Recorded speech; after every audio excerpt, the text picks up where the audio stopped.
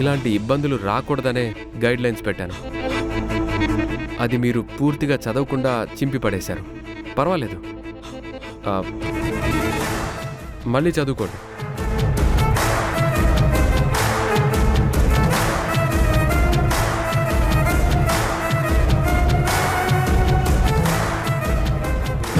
And moreover, ప్రతిదీ ఎక్స్పీరియన్స్తో తెలుసుకోవడం అనేది ఒక ఫూలిష్నెస్. కరెంటు పట్టుకుంటే షాక్ కొడుతుంది, నిప్పు కాలుతుంది, పాము కాటు వేస్తుంది. వీటిని ఎక్స్పీరియన్స్ చేయాల్సిన అవసరం లేదు. మీలాంటి పెద్దల అనుభవాలు వింటే చాలు. ఇక్కడ అలాంటి ఎక్స్పీరియన్స్డ్ పర్సన్స్ చాలామంది ఉన్నారు. మీ అనుభవాలు నాకు చాలు.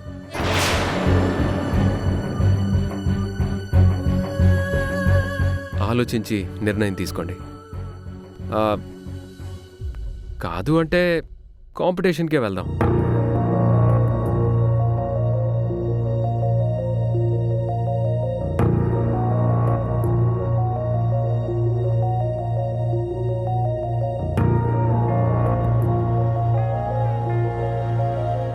రామ్ రామ్ ఏంటి రామ్, ఆయన ఇక్కడ బాగా సీనియర్ పర్సన్, 5 సార్లు ఛాంబర్ ప్రెసిడెంట్గా చేశారు. ఆయన అలా అందరిలో ఎదిరించి మాట్లాడా? నేనేం ఎదిరించలేదురా. ఆయన ఆలోచన ధోరణి తప్పని ప్రూవ్ చేశాను. అలాంటి సీనియర్స్ ఎప్పుడూ కొత్తగా వచ్చే వాళ్ళని ఒప్పుకోరు. వాళ్ళని ఒప్పించడం కోసం ఒక్కొక్కసారి మనం సీరియస్ అవ్వాలి. తప్పదు. పద.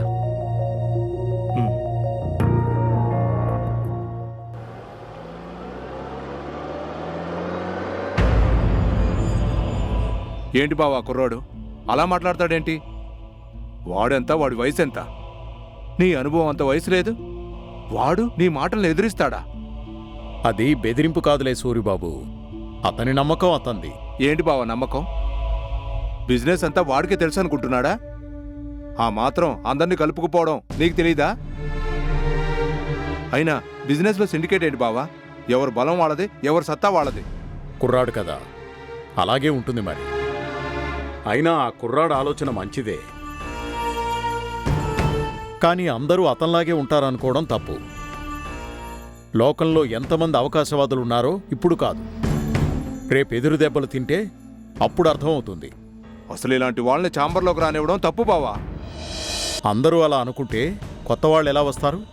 కొత్త నీరు రావాలి, వాళ్ళ ఆలోచనలు కూడా పంచుకోవాలి. ఏమో బావా, నువ్వు ఆ కుర్రాన్ని వెనకేసుకురావడం నాకు నచ్చలేదు. నాకు ఆ కుర్రాన్ని నచ్చలే సూరి, కానీ అతని మాటలు మాత్రం ఆలోచింపచేసేలా ఉన్నాయి.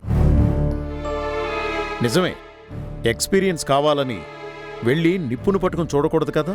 అతని ఆలోచన ధోరణి బావుంది. మనం ఎంత రెచ్చగొట్టినా ఎక్కడా కోపం తెచ్చుకొని నోరు జారకుండా చాలా ఒద్దికగా మాట్లాడాడు. ఏంటి బావా నువ్వు వాణ్ణి పొగుడుతున్నావేంటి? టాలెంట్ ఉంది కదా సూరి, పొగిడినా తప్పులేదులే. అలాంటి కుర్రాళ్లతో పోటీ పడితేనే కదా మార్కెట్లో మన బలమేంటో తెలుస్తుంది. కొండని ఢీకొట్టాలి అంటే అంత ఈజీ కాదని అందరికీ తెలిసేలా చేయాలంటే పోటీ పడాల్సిందే.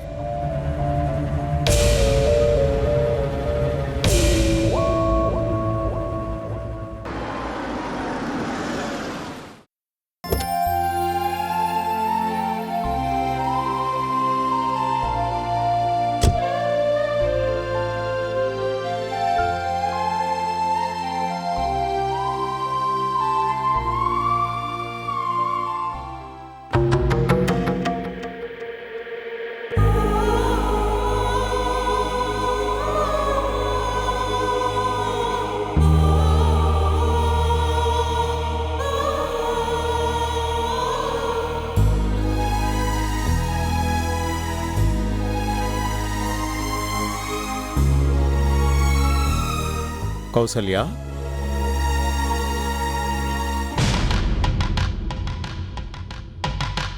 ఏంటి కౌసల్య ఇది? ఆ ఫోటోను చూస్తూ ఎన్ని రోజులు ఇలా బాధపడతావు చెప్పు? ఒకటా రెండా? దాదాపు 23 ఏళ్లు దాటిపోయింది. ఆ రోజు నుంచి ఈ రోజు వరకు అలా ఆశగా వాడి కోసం ఎదురు చూస్తూనే ఉన్నావు. మీరే అంటున్నారు కదండి, ఆశ. ఏ రోజుకైనా నా కొడుకు తిరిగొస్తాడని ఆశ నాకుంది. కౌసల్య, వాడికి మనకి మధ్య ఉన్న బంధం చిన్నదే అనుకుంటాను. అందుకే చిన్నప్పుడే దూరం అయిపోయాడు. నిజంగా మనతో కలిసి పెరగాలని రాసుంటే ఎప్పుడూ దొరికేవాడు. ఇన్ని సంవత్సరాలైనా ఇంకా వాడు తిరిగొస్తాడని ఆశ పెట్టుకొని నీ ఆరోగ్యం పాడు చేసుకోవడం కరెక్ట్ కాదు కౌసల్య. అంటే ఆశ వదులుకోమంటారా? అత్యాశ పనికిరాదు అంటారు. ఏమండి, ఒత్తిళ్లలో దూరమైన బిడ్డ కోసం దేవకీదేవి కూడా చాలా కాలం ఎదురుచూసిందండి. కళ్ళు తెరిచి చూసేసరికి కన్నయ్య యశోద దగ్గరికి వెళ్ళిపోయాడు. దూరమైపోయిన పసిబిడ్డ ఎలా తిరిగొస్తాడా అని దేవకమ్మ ఎదురు చూడలేదండి. ఎప్పుడొస్తాడా అని ఎదురు చూసింది. నేను అంతేనండి. నా బిడ్డ నన్ను వెతుక్కుంటూ ఎప్పుడొస్తాడా అని ఎదురు చూస్తున్నానండి. ఏ మీకు మాత్రం కొడుకుని చూడాలని లేదా?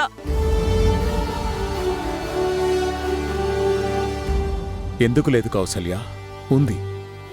ఒక తండ్రిగా నా అనుభవం అంతా నా కొడుక్కి నేర్పించి వాడిని గొప్ప బిజినెస్ పర్సన్గా నిలబెట్టాలనుంది.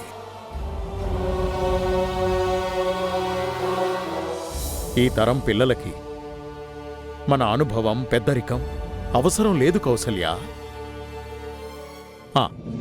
ఈరోజు ఛాంబర్లో ఒక కుర్రాణ్ణి చూశాను. అతను తెలివిగలవాడే, కొంచెం మాటకారి, ఆలోచనలు కూడా బావున్నాయి. కానీ పెద్దవాళ్ల అనుభవం, అవసరం లేదు అనే తత్వం ఉంది.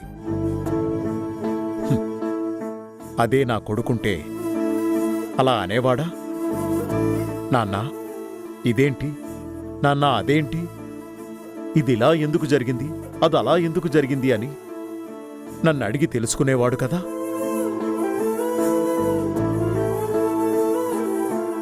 కౌసల్య, వాడలా అడుగుతుంటే నేనెంత బాగా చెప్పేవాణ్ణి. ఈరోజు ఆ కుర్రాడి స్థానంలో నా కొడుకు నిలబడేవాడు కదా. ఒక్క నిమిషం నాకు కూడా చాలా బాధనిపించింది కౌసల్య. కానీ ఏం చేస్తాం, తిరిగి వస్తాడో రాడో తెలియని బిడ్డ కోసం ఆశ పెంచుకోవడం తప్పు కదా. అలా అనకండి. నాది ఆశ కాదండి, నమ్మకం ఉందండి. నా మనసు బలంగా చెప్తుందండి, నా బిడ్డ తిరిగి వస్తాడు. ఎలా కౌసల్య? ఎలాగో తెలీదండి, కానీ వస్తాడు, తప్పకుండా వస్తాడు. ఈ అమ్మకి దూరమైనా ఏ అమ్మ ఒడికో చేరుంటాడు. నా రామకృష్ణుని ఏ యశోద తల్లి చేరదీసుంటుందో ప్రయోజకుణ్ణి చేసే ఉంటుంది. ఏ తల్లికి రుణపడి వెళ్ళాడో నా కన్నయ్య.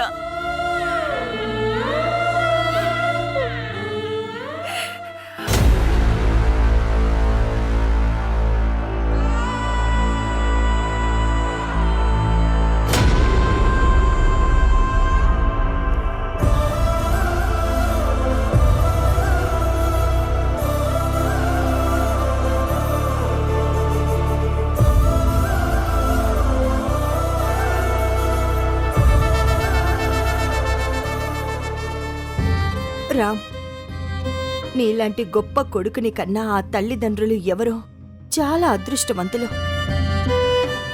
ఆని ముత్యంలాంటి బిడ్డని కన్నారు.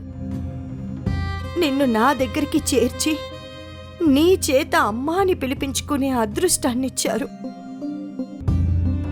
చిన్నతనంలోనే ఎంత మంచితనం, ఎంత సంస్కారం చూపించావురా. తప్పు మా నుంచే జరిగినా నీ పొరపాటే అని నింద నీ మీద వేసుకున్నావు. ఎదుటి వాళ్ళని బాధ పెట్టకూడదు, ఇబ్బంది పెట్టకూడదు అనే ఆలోచన ఆ వయసులోనే చూపించి నా మనసు గెలుచుకున్నావు కదరా.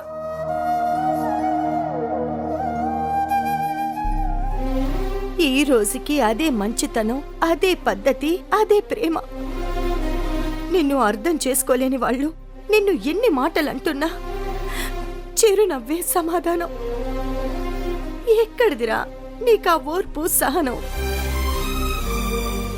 నిజంగా నీ తల్లిదండ్రులు మళ్ళీ నిన్ను కలిస్తే మంచితనానికి నిలువెత్తు నిదర్శనంగా ఎదిగిన నిన్ను చూసి ఎంత ఆనందపడతారో.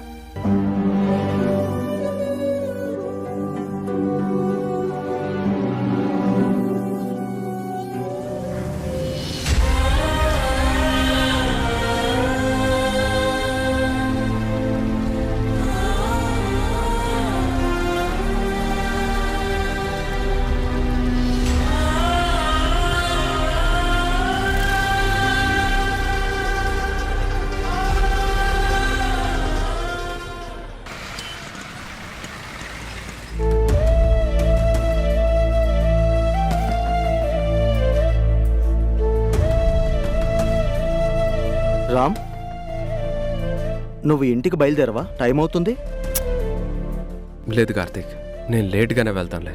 అదేంటి రామ్? ఇంటికి వెళ్ళాలంటేనే భయంగా ఉందిరా. ఎందుకు రామ్? అవునరా, నేను ఆ ఇంటికి వెళ్ళడం బాలుకి ఇష్టం లేదు. నేను ఇక్కడే ఉండడం సీతకి ఇష్టం లేదు. సీత మాట కాదనలేకే వెళ్ళాను. వెళ్ళినందుకు గొడవలు, కొట్లాటలు. నిజం చెప్పాలంటే అమ్మ కోసం, అమ్మ బాధపడుతుందని బాధ పైకి కనిపించకుండా మేనేజ్ చేస్తున్నాను. కానీ నిజంగా నేను అక్కడ ఉండలేకపోతున్నానురా.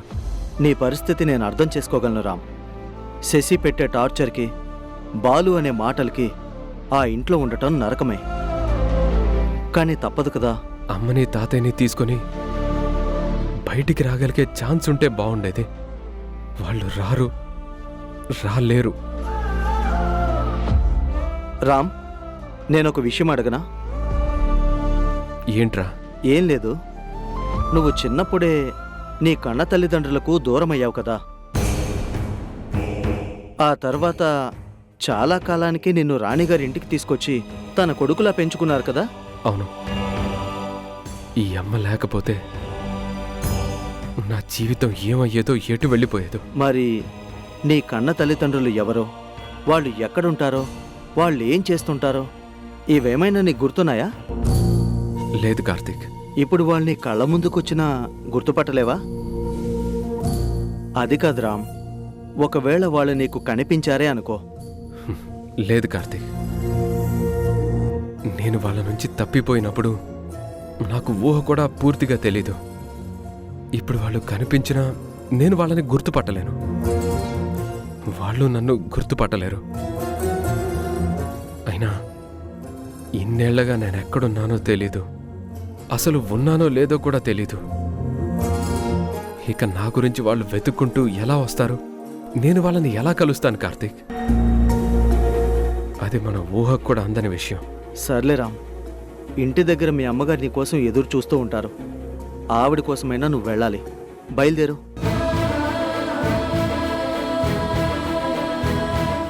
లేరా, బయలుదేరు, వెళ్ళరా.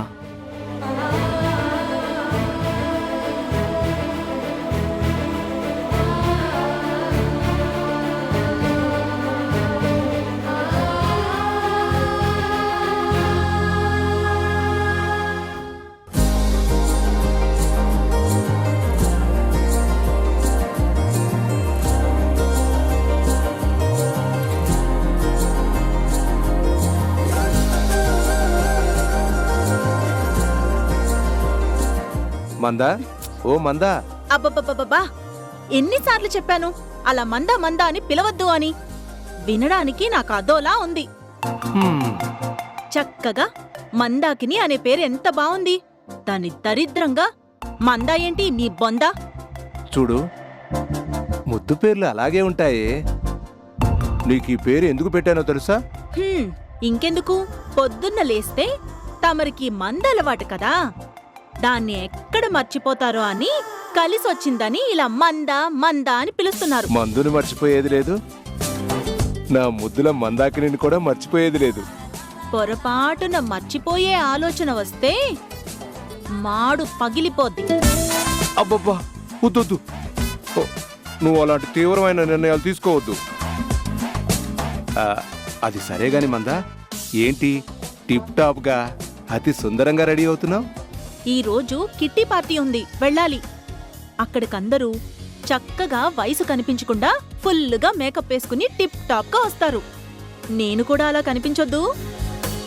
అది సరే గాని మందా, ఆ కిట్టి పార్టీకి నువ్వు ఒక్కదానివే వెళ్ళకపోతే మీ వదిన కౌశల్యాన్ని కూడా నీతో తీసుకెళ్లొచ్చు కదా. మీ అన్నయ్యకి నేనెప్పుడూ అంటిపెట్టుకుని ఉంటాను. అలాగే నువ్వు కూడా మీ వదినకి బంకలాగా అతుక్కుని ఉన్నావనుకో, రేపొద్దున ఈ ఆస్తి మొత్తం మనకు రాసిచ్చేస్తారు. ఆవిడతో ఉండడం ఎక్కడ కుదురుతుంది? ఎప్పుడు చూసినా ఆ తప్పిపోయిన కొడుకు కోసం పూజలు, పునస్కారాలు, వ్రతాలు, హోమాలు, దానాలు, వాటితోనే బిజీగా ఉంటుంది. ఇక పార్టీలకెందుకొస్తుంది? ఎన్ని పూజలు చేసినా ఉపయోగం ఏముంది మందా? జీవితం అంతా దేవుడు కాళ్ళ దగ్గర కూర్చొని ఏడ్చినా కూడా ఆ పోయినోడు మాత్రం తిరిగి రాడు. వాడు తిరిగి రాకూడదనే కదా 3 సంవత్సరాల వయసులోనే వాణ్ణి ఈ ఇంటి నుంచి దూరం చేశాను. అబ్బా, చిన్నగా మాట్లాడండి, ఎవరైనా విన్నారంటే కొంప మునుగుతుంది. హ్మ్, హ, ఆ పిల్లాణ్ణి ఆస్తి కోసం మనమే తప్పించామన్న విషయం కాని పొరపాటున మా అన్నయ్యకి తెలిసిందంటే మనల్నిద్దరినీ చంపేస్తాడు. మందా, అలాంటి అనుమానం రాకూడదనే కదా నమ్మిన బంటులాగా పక్కనే తిరుగుతున్నాను. అవునండి, ఒకవేళ ఈవిడ పూజలు వ్రతాలు ఫలించి పొరపాటున వాడు తిరిగొస్తే అప్పుడు మన పరిస్థితి ఏంటి? ఎలా వస్తాడు? అసలు ఎంతకాలం బతికే ఉన్నాడంటావా?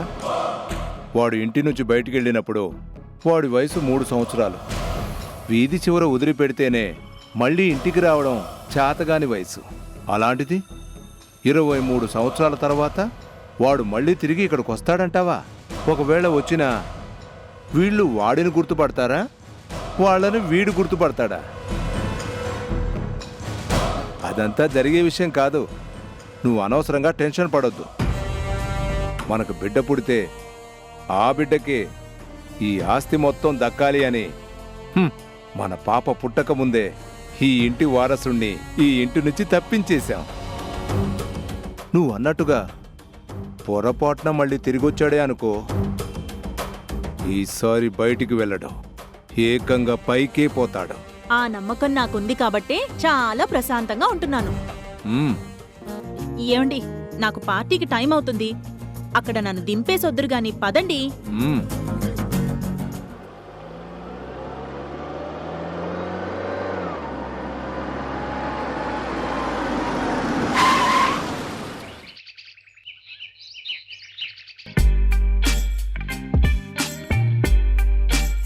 ఓయ్, ఎక్కడికి వస్తున్నావు?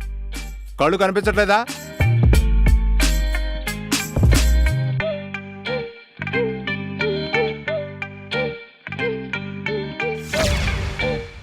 నేను కూడా అదే అడుగుతున్నాను.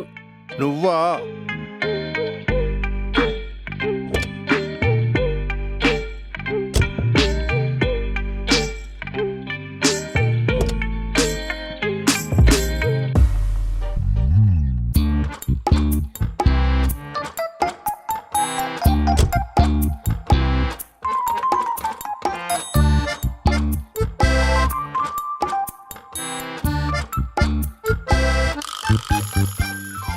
ఇంత పొగరుగా దూసుకొస్తుంటే ఎవరో అనుకున్నాను.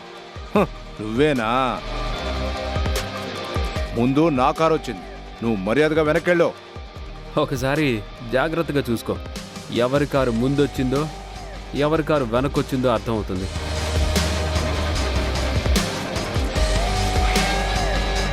అయితే ఏంటి?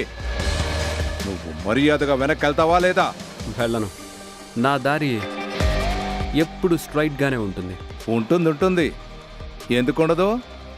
మా బావ కన్నెర చేసేంత వరకు నీ దారి స్ట్రైట్గానే ఉంటుంది. ఒక్కసారి మా బావకు ఒళ్ళు మండిందంటే అప్పుడు తెలుస్తుంది. ప్రతిసారి ముందుకు దూసుకెళ్తానంటే కుదరదు. మర్యాదగా చెప్తున్నాను, వెనకెళ్ళో. వెళ్ళను. నా తప్పు ఉంటే నువ్వు అడక్క ముందే దారిస్తాను. అవసరం ఉంటే రిక్వెస్ట్ చేస్తే మరో మాట మాట్లాడకుండా పక్కకి తప్పుకుంటాను. కానీ నీలా పొగరుగా మాట్లాడితే అంగుళం కూడా కదలను. ఏం చేస్తావో చేసుకో. ఏంటి బెదిరిస్తున్నావా? నేను కూడా వెనక్కి తగ్గేదే లేదు. ఓ సరే అయితే.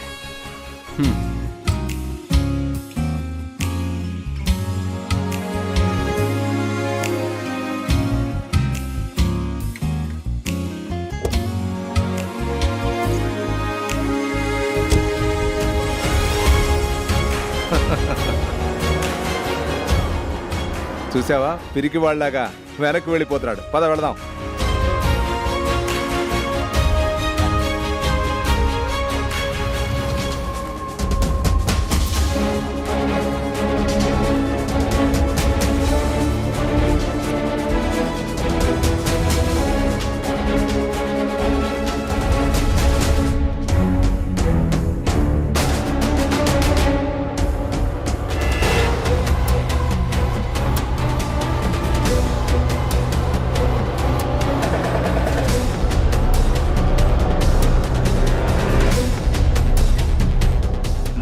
నిన్ను ఎలాగైనా కాపాడాలని నేను నిర్ణయం తీసుకున్నాను. నిన్నొక్కదాన్నే కాదు, నీతో పాటు మరో 2 ప్రాణాలను నిలబెట్టాలనేదే నా కోరిక. నీకు నమ్మకం లేదేమో, కానీ మాకు నమ్మకం ఉంది. ఖచ్చితంగా నిన్ను ఆ బిడ్డల్ని నేను కాపాడతాను.